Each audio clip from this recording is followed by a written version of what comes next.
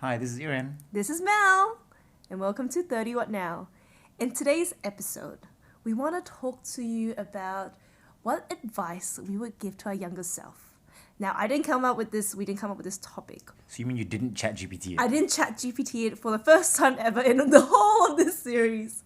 But instead, I reached out to some of the 20-year-olds in my life, and I asked if you were to listen to a podcast from 30-year-olds kind of giving advice to maybe the 20-year-olds or their peers, what would they want to listen to? So this is one of their questions. Is this how you get 20-year-olds to listen to this podcast?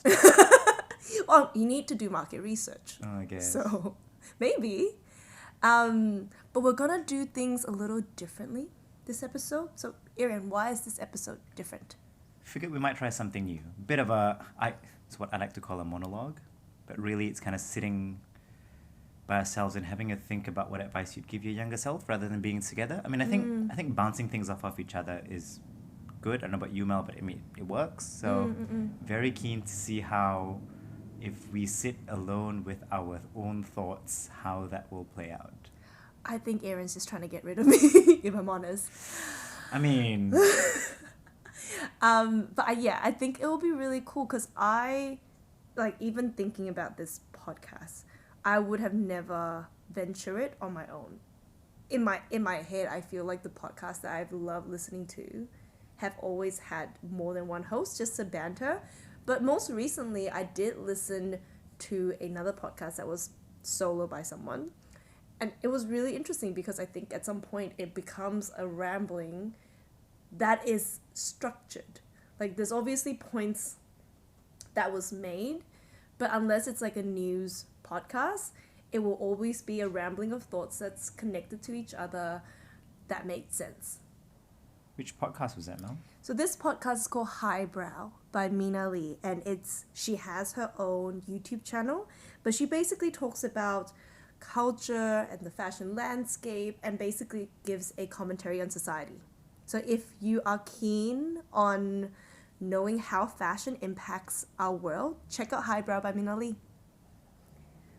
So I don't know if we will be able to achieve that. Don't know. Will it have an intro, a body, and an end? We'll see. Will it make any sense? Will you have wasted time? Oh, talking about time. Yes. So we're going to target... so the challenge is do about 15 minutes each. And I think Aaron thinks that he will be able to masterfully carry this out. I don't know. I mean, when I talk, I talk. So we'll see how we go. Listen in.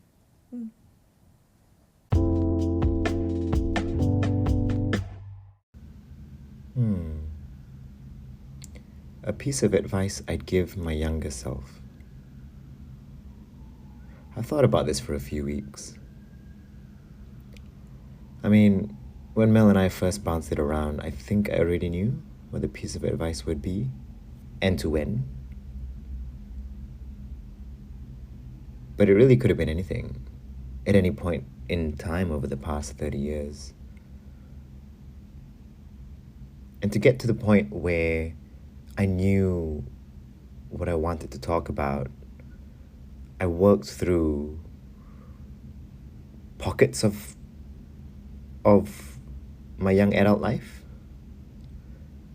And that could have been being a teenager in high school or being a university student, although that was only about 3 or 4 years. It's not the longest time.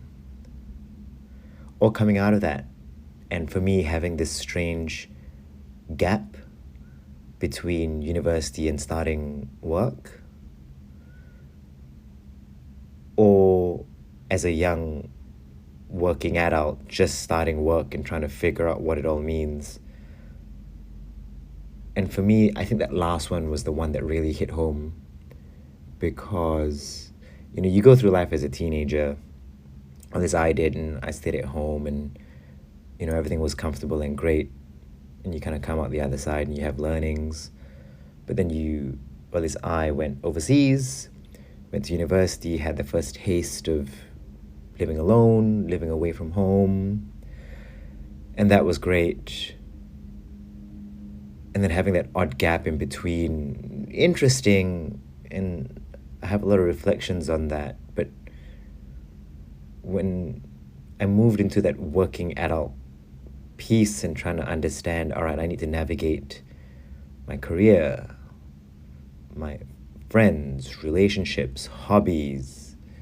I might have mentioned it on a different episode, but I've got 5 things that I think are very important to me.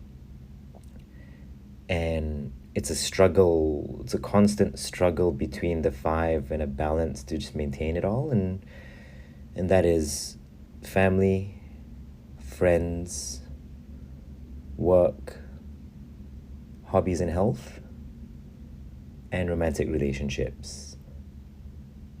And as you get into that working adult phase, and there's just not enough time all of a sudden, which actually makes you think when you're in university, or at least when I was in university, what did I do? I had 12 contact hours. What did I do? Beside the point. So the 5 things, right? And then when work, because work then came in, you're a young adult, you're trying to do well at your career, you're trying to keep learning. I think looking back on that point of my life, I would tell myself, don't be too hard on yourself. And what I think it was I put a lot of pressure on myself. And don't get me wrong, I still do. But I think it was that I felt like I needed to prove something. And not to anyone else, but really just to prove something to myself. Maybe it was that I was young, I can push hard, I can work hard, and maybe it was whatever hustle culture was. No one talks about hustle culture anymore, I don't think. And the issue with that was I normalized the stress. Maybe if I put it a different way, I didn't have a healthy relationship with stress. And so, going back to the 5 things, right? My family wasn't in town, so you take that out. I had a partner at the time, and it was relatively stable. And so maybe I told myself, all right, if I push hard at my career, I can get to where I want to be, where I think I need to be. But what that culminated in was bringing the work home, bringing the stress home. And what I realize now is not many people can help me. Everybody wants to be there to support you, and they are, and they were. But bringing all this home makes it difficult for anybody to help you, because sometimes they're helpless. And so, reflecting on that time, I would love to tell myself, just don't be too hard on yourself. There's probably a point in my early career that I was truly what people would say going through the motions. You work, you think about work, you work on weekends, had great friends, had a partner, spent a whole lot of time out and made memories, and that's true. But were you building memories? Like if I look back on my 20s, there's some great points that I reflect on, but were you just going through the motions? Were you just in and out, and then suddenly all the time's gone by? I think that's what it was for me for a while. And I've 100% mentioned this on another episode, but now I think about this a lot. I think about when I'm 80, 85, 90, and I look back on my 20s and my 30s, what would I like to be able to say about that period of my life? And how sad would it be if I said, I was stressed out all the time, man. All I thought about was work. And look, I don't want to discredit the importance of building a career if that's what you choose to do. I think that's important, right? But a lot of us are very caught up in your career being your identity. And look, for a lot of people, that might be true and that works. And look, if you run a business, it's your life, and I get it. But I think maybe it just didn't work for me. I somehow needed to reflect and detach myself from the career. And still important, right? Still important to keep pushing and doing what you want to do to get to where you want to be. But at the same time, it's not your life, it supports your life. And I think that's something that I would love to be able to tell my younger self, just loosen up a little bit. And I think what the circuit breaker for me was COVID. And I mentioned this before, I'm very open about this. COVID changed a lot of things for a lot of people. And for me, it was a bit of a circuit breaker. And Mel and I have probably talked about checklists and timelines and how COVID's really messed it up. On another episode, I'm sure we have. If we haven't, we definitely should. But what it did for me... So Melbourne had a long lockdown, right? So when I say coming out of COVID, it means coming out of 2 odd years of lockdowns in and out, staying at home, being away from my family for 2.5 years. And coming out of all of that, it made me think about what priorities are actually very important in life and what are those that we just need to balance out. And so not being able to see my parents for that long ironically made us closer. I talked to them much more than I normally would. And in one of the other episodes, we talked about having an adult relationship with your parents, and it was really that lockdown COVID piece that took us to that point. And it made me really think, right? Family is important. Mel mentioned this in one of the other episodes. Family's not replaceable. And then coming out of COVID, when the whole world had FOMO and everybody was trying to do more stuff and live their best life, and I think that's great, by the way. But everybody started to do the experiences that they wish they couldn't have done in the 2 years that the world was locked down. And I feel that, I get that. I feel like everybody has this sudden appreciation, or I hope to think that a lot of people have this appreciation for, all right, this can happen again. So just live a little.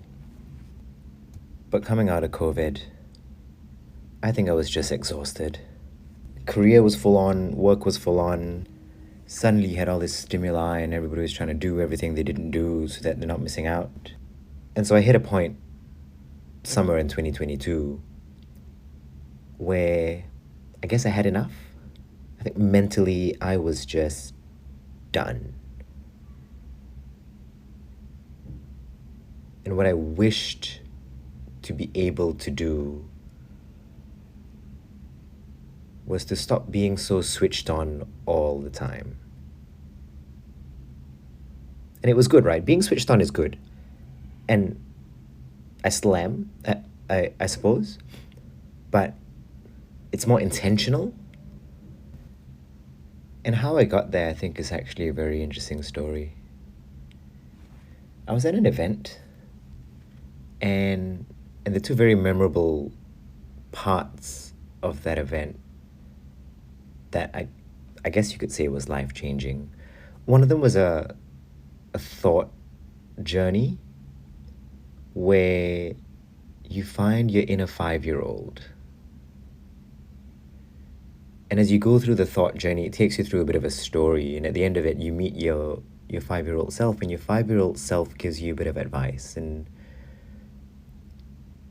I historically never found that sort of meditative journey to work, but I think it's just on the back of All the tiredness, the lockdowns, the not seeing the family, where it just hit me, and my 5-year-old self said to me, don't forget who you are. Or maybe he said, remember where you came from. It was one or the other. I can't remember exactly. I'm paraphrasing here at this point. But it was quite impactful. It was actually quite impactful, especially because at that time I hadn't yet gone back to Malaysia to see everybody. And then on top of that, and look, it was a big event. It's a massive event space. It went over a couple of days. But one of the other things they set up was, on one of the days, machines in random spaces around this really big event space. And the guidance that I remember somebody saying at some point was, hey, if you see a button, push it. It's quite playful, actually. Try new things, discover new things. What do you have to lose, I think was the messaging. And so I stumbled upon one of the machines. I pressed the button, and it gave me a card with no other instructions. It just had a card. And what the card said was, and gosh, really, I cannot remember for the life of me what it said, but what I think it said was a part of you that you would like to let go. So I said, sure, I'll keep a hold of this card. Later in the evening, there was this one tent that they set up, and you could go in, and it was a bit of a library in a way. So you could go in, and there's headphones set up everywhere, and you can put the headphones on and listen. And I very quickly realized that it was recordings of people, and some of the voices I recognized. And then I think I understood what it was. So then you wait your turn, you go into this booth, and then it says, please place your library card here. And so I put mine down, and then it asked me to record something, and then I realized it's asking me to record a part of me that I'd like to let go of.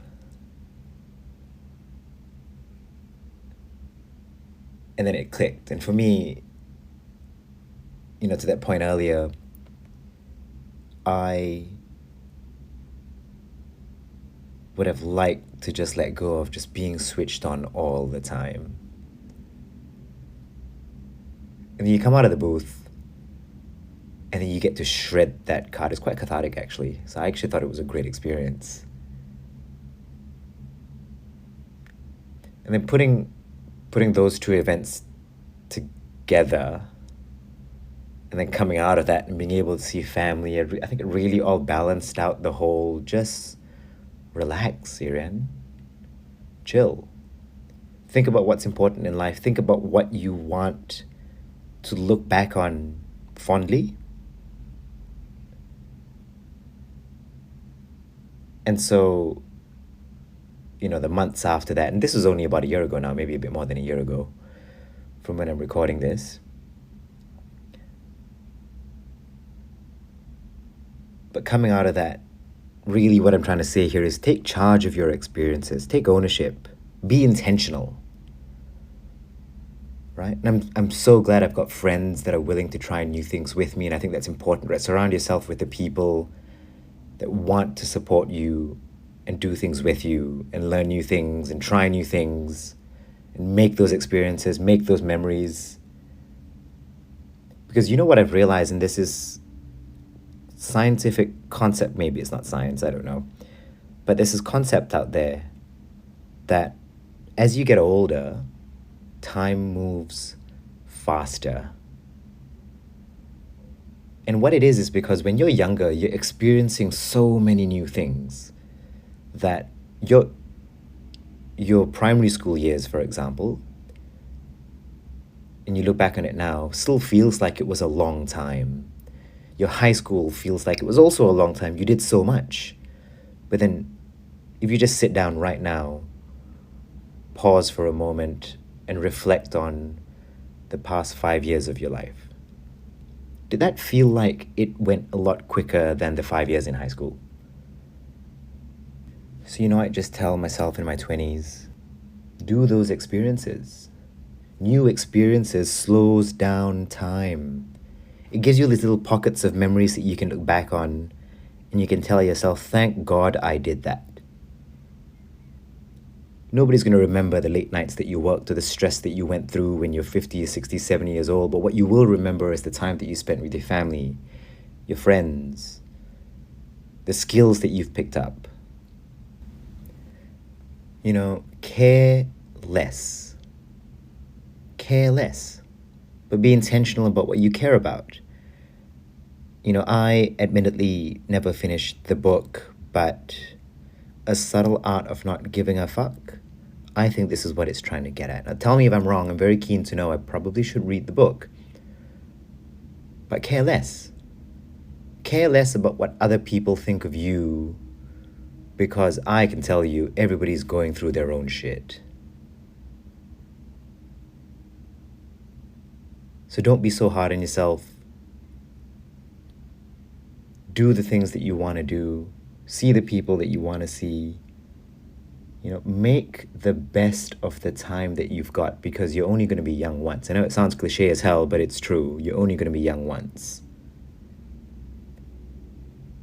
Don't let your life go astray. Obviously, you still have a career if that's your current path, and that's important as well, because while I talk a lot about all of this, I also worry a lot about taking care of my kids in the future and what that's going to look like.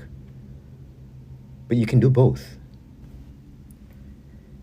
And when you care less, when you stop worrying about putting so much pressure on yourself for what other people think of you, which, look, is important, but when you stop letting so many things get to you, it's quite liberating, actually. And it makes you feel a bit free. It gives you the time and the headspace to do what's important to you and to see the people that you think are important to you. And you know what I've realized on the back of all of this, right? If you do all that and you just keep doing it and you give off good energy comes right back at you.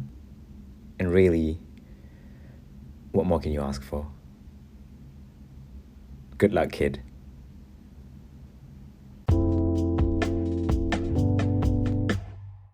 Hello, this is Mel, and this is my portion of advice you give to your younger self. So I have to admit that I've done this, I've recorded my portion probably a couple of times now. I think the problem is I just woke up on a Saturday morning, so I'm feeling a little groggy. But second, we've never really done this whole self-recording bit, and I've always imagined the podcast that I'm in to have another co-host, because I, as a person, probably have no real structure in terms of the way I think, unless I've had the ability to discuss things with another person. Like I'm a true extrovert.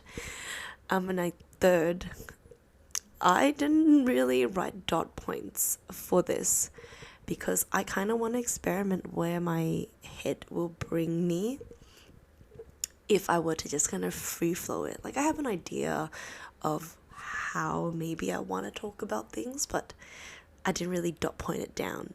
Whereas when we do a normal episode, I've split out the subtopics and the points that me and Erin will like to talk about and cover off.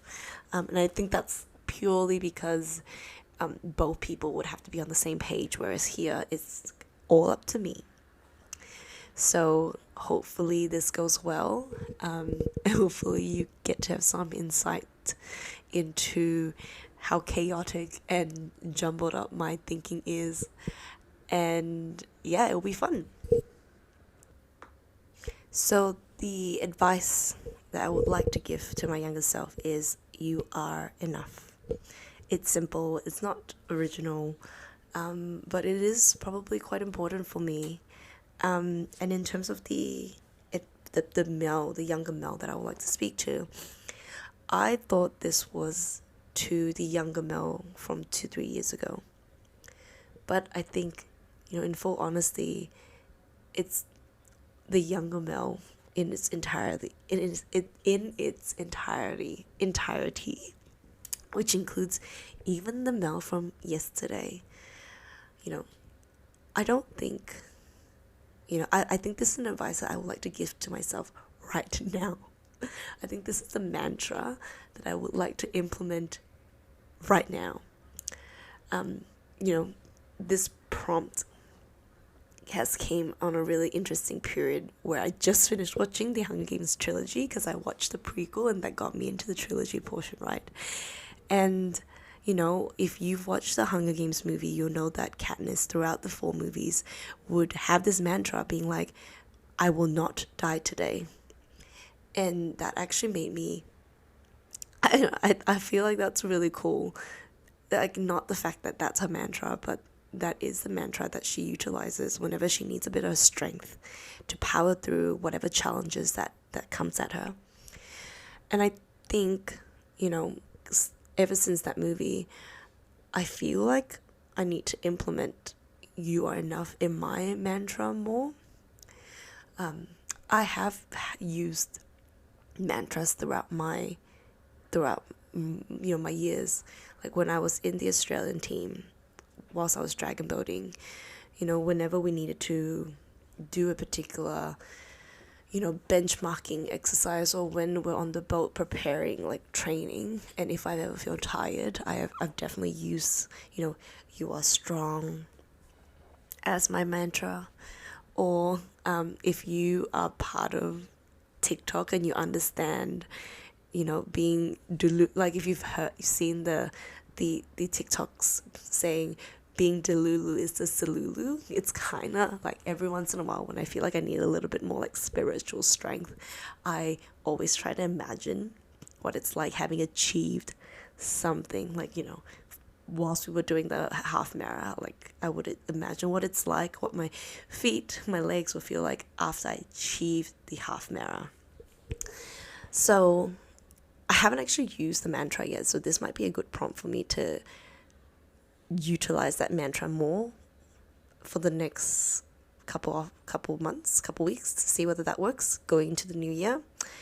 But yeah, so that's a long way of saying this advice is to younger Mel as a whole, and probably current Mel.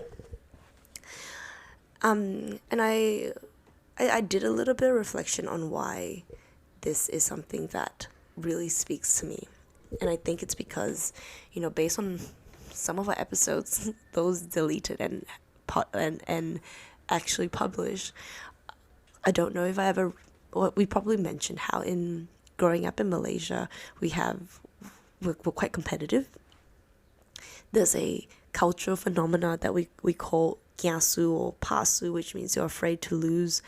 And essentially you're always competing. Like, you've been competing with your friends, your family, your relatives, cousins, whatnot, since you were a young age. Like, you're either not pretty enough, not smart enough. Like, I think that's actually probably the main 2 things off the top of my head. I was always the fat kid in my cousin's group, and we've got this cousin that's like really skinny, and like she modeled amateurly in the past. So you're always compared to, why can't you be as skinny as this cousin? But luckily for me at the time, I was smart enough. Like, in Malaysia, the schooling system is so that the smarter kids go into like the top classes, so it's actually ranked by how smart you are based on your grades. And I was always smart enough, so you can't really criticize me on that. But they've also, like, all the aunties and uncles would always criticize my mom for being fat. That's another way of bringing people down, because everyone's so competitive. And I think bringing that mindset into Australia, it creates this sense of you're always comparing and competing with your friends, because you yourself, you're never enough. And if I compare that to some of my other like Aussie friends, like those from like very Anglo background, or even like, sorry, to my partner, I think I'm probably also thinking about my partner.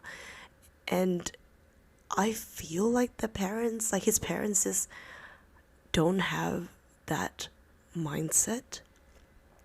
And like I'm probably splitting the categories of like Australians within Australia who are proper Anglo than those who are from either Asian, South Asian, or even Eastern European backgrounds, because I think I still see a lot of that,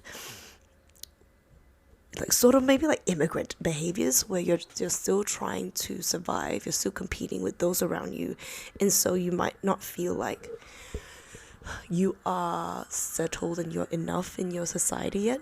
So like I'll preface, not everyone in Australia probably has that mindset, but I think for those who probably didn't have to like who are more I don't know, maybe it's not applicable to everyone still, so I'm just gonna say I'm comparing it to my current partner. And I don't think, like, I think that's just so, like, his parents are just so chill in comparison, and I think that actually does show in how chill my partner is.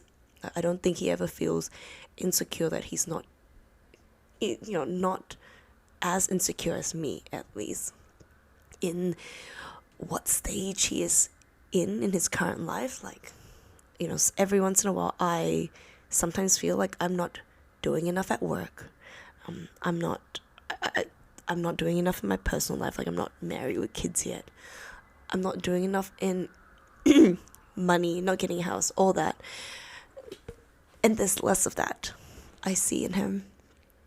So, like, I think, and I don't know, like, I don't know if anyone else who might come from Malaysia even still thinks, like, ever thought that maybe being competitive makes them feel like they're not enough they're not enough being who they are. Maybe it's a me thing. I can't blame a whole country. I can't blame a whole way of thinking. But that's kind of how I think what's impacted the way I see myself now. So, like, every once in a while when I tell my brother that I'm feeling really shit, like, I actually do this quite often, even till now. I might come home one day and I'm just a typical extrovert where if I come home on a Saturday day and I have no plans for that Saturday or that Sunday, I feel shit about myself because, like I said, I would feel like I'm not enough for friends wanting to hang out with me, or, like, this is how probably sick my mind is when it comes to inadequacy.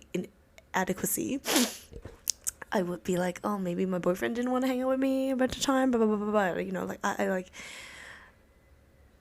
yeah. And so, like, I think it's, and then it takes a while before, like, so in terms of that, I think COVID at least really helped me in feeling like I don't need to be out all the time. But I know the underlying factor is if I'm not doing something during the weekend, I will feel like I'm not enough, and so I drown my sorrows by watching TV sometimes. Yeah, but okay, so that's my wallowing and self-reflection, and that's, in terms of my jumbled thinking, that's kind of what I was thinking was the first part of my section. And actually, if I'm going to be honest, the second part of the second part of my part was probably to talk about what really, really prompted me to give this advice. So, probably the Mel of 3-4 years ago was dating someone who probably really made her feel insecure about who she is as a person. Like, I was told that I was not skinny enough by the person that I loved, and that I was too dramatic, which I am. Let's be honest, I am. But I was told I was too dramatic, and I was made to feel really minimized in my own relationship. And, you know, I allowed that to happen for a good 2 years.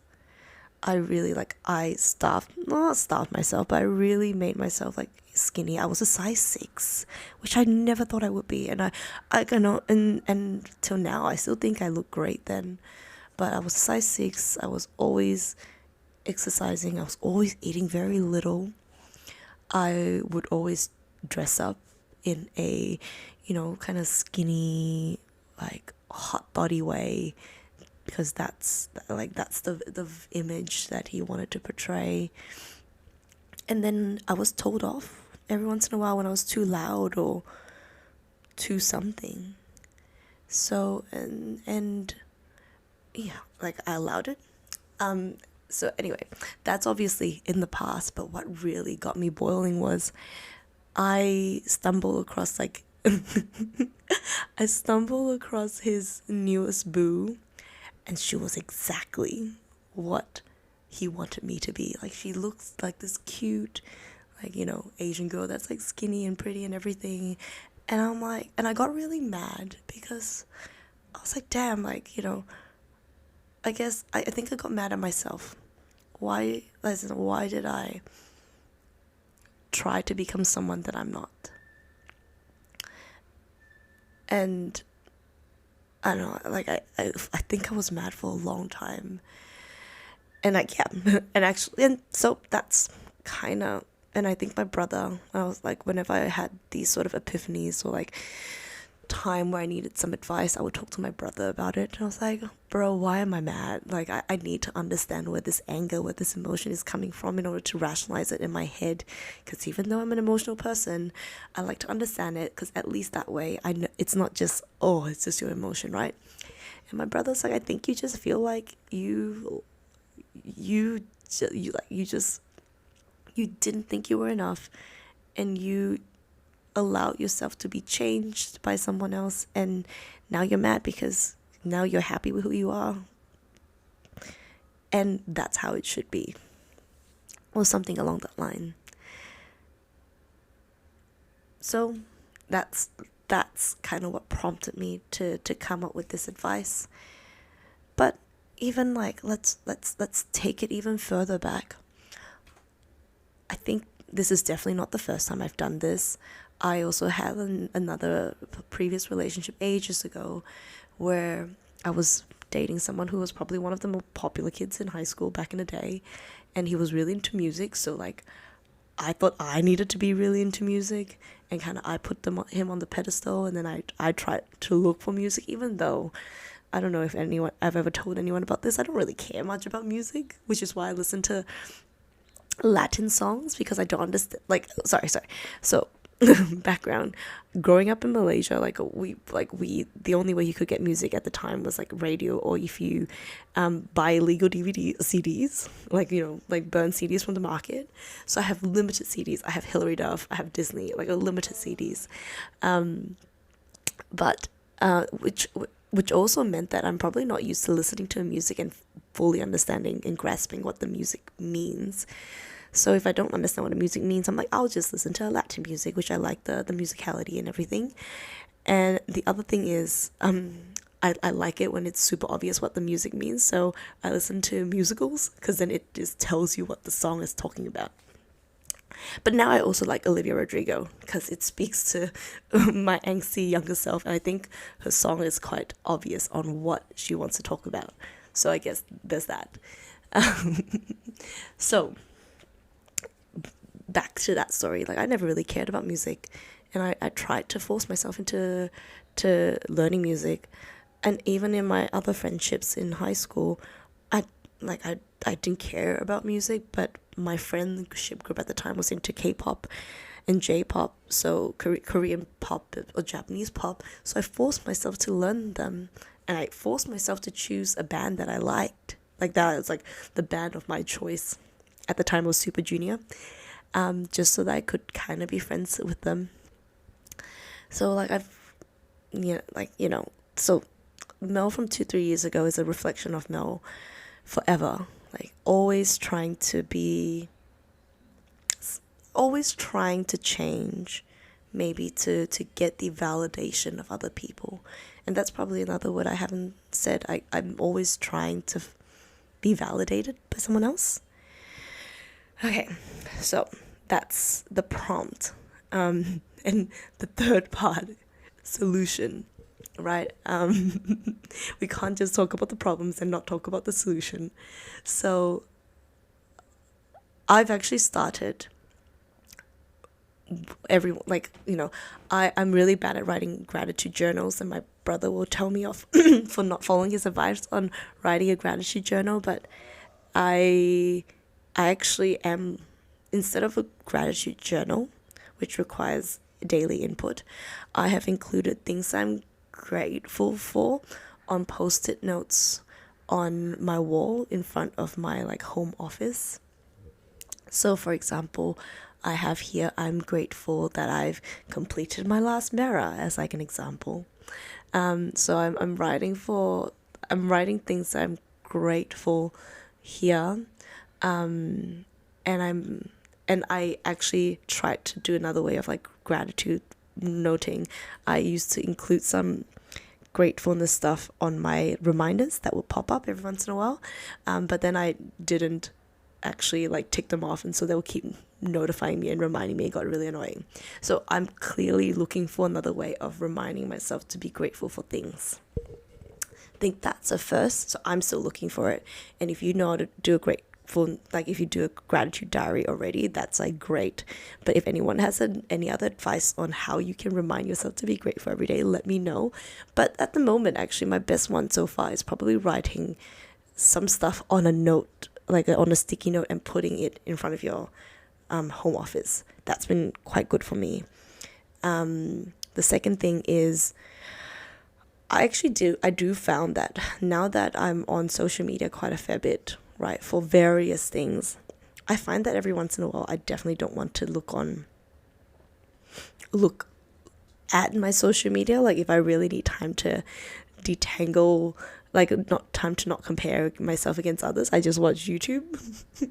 I don't think that's a proper advice, but I'm trying not to compare myself to other people because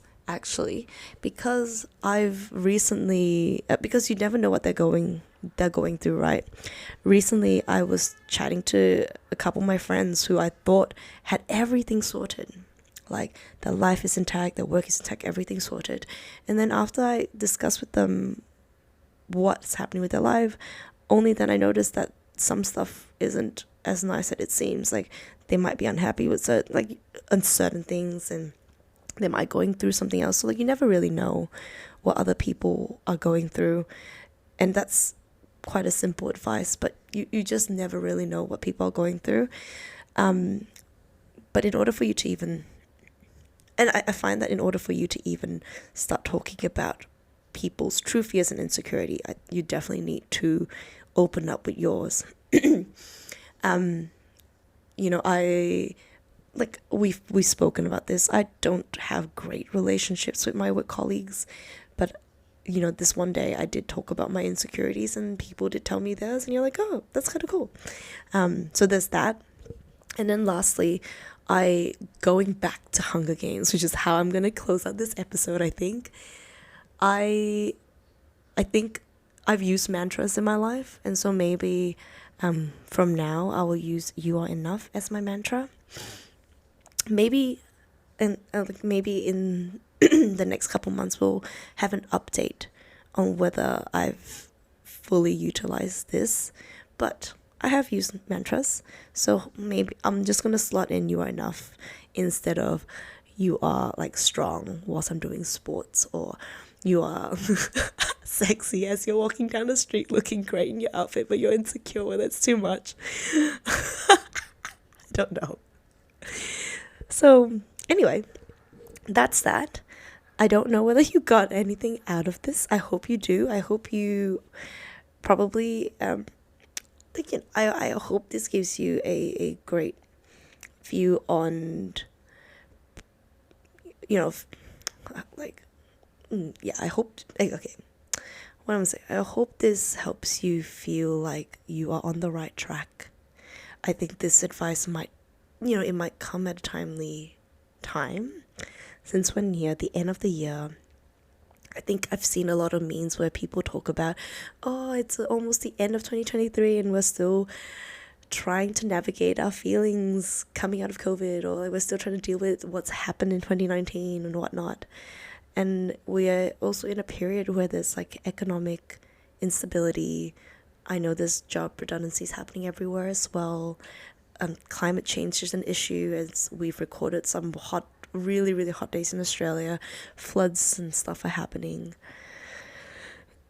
I hope that by listening to my ramblings, you've found some solace in knowing that there are probably plenty of like others, as in me, who feel the same. And hopefully that gets you thinking about why, if you ever feel the same way that I do, why that's the case, what's the source, and hopefully some of the ways that I've tried to mitigate it will help you. So yeah, that's my inner ramblings. Thank you for listening. Hope we'll see whether Arian puts this before or after his. I think it'll depend on how short or how short or long his portion is, because I realized this has gone over the allocated 15 minutes. So good luck with listening to our advice. Bye.